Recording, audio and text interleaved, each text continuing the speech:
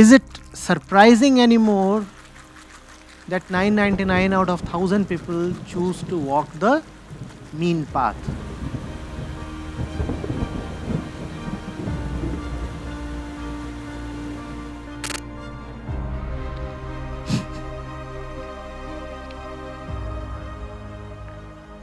There are two paths open to man, and on both the paths, there are respective fruits and respective troubles or problems or thorns, and there is no judge or arbiter outside of man.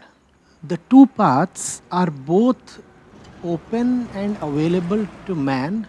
Both the paths involve their own pros and cons, and man has choice. And choice means that either of the paths can be chosen as a right. You can choose either of the paths and spend your entire life traveling on it. Nobody outside of you is going to come and declare to you that you have been a paragon of virtue or an epitome of vice. That won't happen. You have all the freedom. Do whatever you want to do. Not only are you free in choosing your path, you also have all the freedom in deciding for yourself how the path has been for you. So if you want to insist that you have made the right decision, selecting either of the paths, that's how it is for you. If you insist that you are doing all right, traveling on your own particular path, there is no authority outside of you that can overrule your judgment or your perception. So there are these two paths. And Wilhelm Reich is a little biased actually. So he calls one of the paths as the great path and the other path as the little path. This is just subjective judgment. Truly objectively, both paths are just paths. Truly objectively, there is nobody outside of the traveler who can declare the utility or veracity of either of the paths. You cannot just make a sweeping judgment for entire humanity and declare one of the paths to be valid and the other to be invalid or improper. However, for the purpose of this discussion, we'll retain the nomenclature given by the author and call one of the paths as great and the other one as little or small or mean, whatever. What is the great path? The great path says you will get liberation from yourself. You will get liberation from yourself because your entire trouble is this sense of self that refuses to be ever placated. So I'll offer you liberation from yourself. And what is the price that you pay? The price that you pay is obvious in the fruit that you are getting. The fruit is liberation from the self, hence the price is offer the self. This is the path that Reich is calling as the great path. What is the other path? The little path on which the little men, the so-called little men, walk. That is the path of retention of the little self. The great path is the path of liberation from the little self. The little path is the path of retention of the little self. Retain it, nurture it, feed it, console it. Retain it, nurture it, feed it, console it, and it refers to littleness. So retain littleness, nurture littleness, support littleness, feed littleness, further littleness. That is what you get along this path. The littleness that you started out with does not need to be compromised or sacrificed. That's the offering. That's what the path lures you with. Come over. You won't have to really change. In fact, all your littlenesses will be accorded due respect, will be preserved, and will be protected against any accidental whiff of greatness. What is the price that you pay? Oh, the price that you pay is quite an imaginary price. The price that you pay is that the opportunity to realize greatness will have to be forsaken. But greatness you anyway never had. So what are you forsaking? Well, materially nothing. It is at most an opportunity cost. It is not a material cost. Walking on the little path, what is it that you are required to give up or pay or sacrifice? The opportunity to be great. But being great is merely an opportunity. Greatness is not materially present with you. It is not really available to you, is it? So the little man says, what do I really have to give up? Greatness. Well, that I anyway don't have. But that greatness I anyway do not have. Or at most I have a potential to be great, an opportunity to be great. So what is it that I'm giving up? At most, an imaginary possibility. At most, a potential to be realized in future. At most, something very uncertain, very dicey. This path is quite attractive. Look at the offerings of the two paths. The great path says, what will you get? An imaginary liberation. What do you have to pay? Material self. In the great path, what you get is imaginary. Why imaginary? Because you don't yet have it. The great path is saying you will get liberation. When the great path talks to you and says you will be given liberation, what do we say? Liberation. What exactly is that? And why do we say that? Because we are in bondage. We do not know liberation.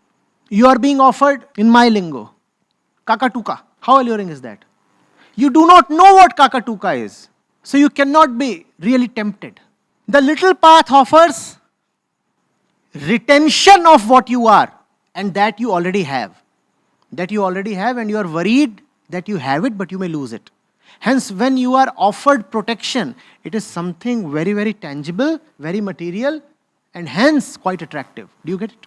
The great path is offering you something that you do not have. Neither do you have it, nor can you conceive it. You can't even think of it. It is beyond imagination. The little path is offering you something very tangible. You already have it. You know its value. And the little path is saying that which you have but is threatened by time will be protected. Not only will it be protected, it will be enhanced. You say, now that's some deal. That's some deal. The fellows on the other path, oh, they were really thugs or something. They were trying to sell bitter bananas to me. They were saying, we'll give you liberation. Now, what is that? Here is a concrete proposal. And the concrete proposal says, your ego shall be protected. Protected and enhanced. Now, this one is talking business.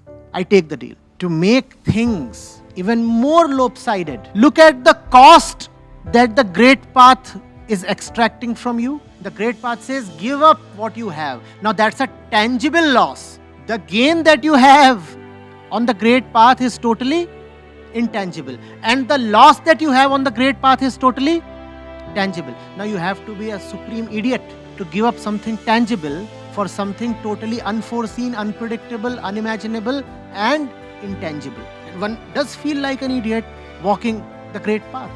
You are giving up everything in expectation of something that cannot be even expressed in words. How wise is that? On the other hand, look at the cost that the little path is demanding. It is saying no, nothing. The cost is greatness. And as we have already said, greatness the walker anyway does not have. So the cost is imaginary. Here the benefit is tangible. On the little path, the benefit is tangible and the cost is imaginary. On the great path, the benefit is imaginary or para-imaginary, beyond imagination, and the cost is tangible. Now which one do you choose? And remember, you can choose either way. Nobody would come and censor or criticize your choice. What do you pick? The little path. And man is entitled to pick as per his desire. Now, is it surprising anymore that 999 out of 1,000 people choose to walk the mean path? The mean path offers a much better deal, does it not? Only some crackpots decide to walk the great path, the so-called great path. They give up all that they have in expectation of something beyond the mind. Are you getting it? Now do you see why the world is the way it is? Because the little path is offering a far better deal. So most people pick the little deal. We are wise people, aren't we? We know how to negotiate in the markets, right? We all know. So the deal is made. Hey, the little one for me. It is not surprising that the little path is so crowded. If there is anything surprising, it is that how is it possible that a handful of people still decide to walk the great path? What kind of infernal stupidity possesses them? You're prepared to give up everything that you have for Kakatuka? Are you? What is it that the little path is demanding from you? Your Kakatuka, your greatness with which you are not acquainted at all, your greatness that lies outside the zone of our experience. Each of you at every moment has this choice, whether to walk the great path or to take the mean path. The choice is not open to compromise. Nobody can violate your right to choose, ever. You're asking, what are those morbid fears that cripple man in following his heart? Nothing. It's a deal. It's a deal. If you ask, what is the morbid fear? The name of the fear is man himself. The great path requires you to not be the normal human anymore. And we are human beings, right?